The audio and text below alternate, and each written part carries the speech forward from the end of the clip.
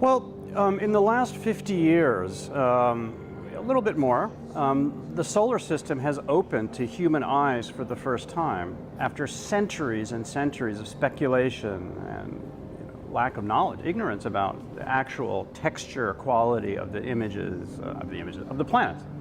And so this show, this exhibition, which is the first time that it's been presented in Spain, here in CosmoCaixa on Isaac Newton Street here, is really helping to position us, human species, in this larger frame of the solar system. So that's the intent, is to remind people that apart from our terrestrial context, our politics, our culture, our endless divisions and alliances and so on, that there's a much wider universe out there.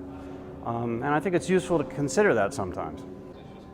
One thing I would say is that all the images here have in the caption, the title, the name of the spacecraft and the date that the data that comprises the image was acquired. Yeah?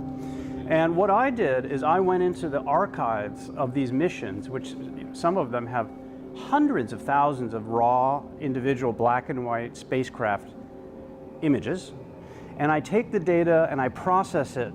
So all of these images, some of them took weeks of work, of steady, careful assembly, almost like making a jigsaw puzzle digitally, to assemble, yeah?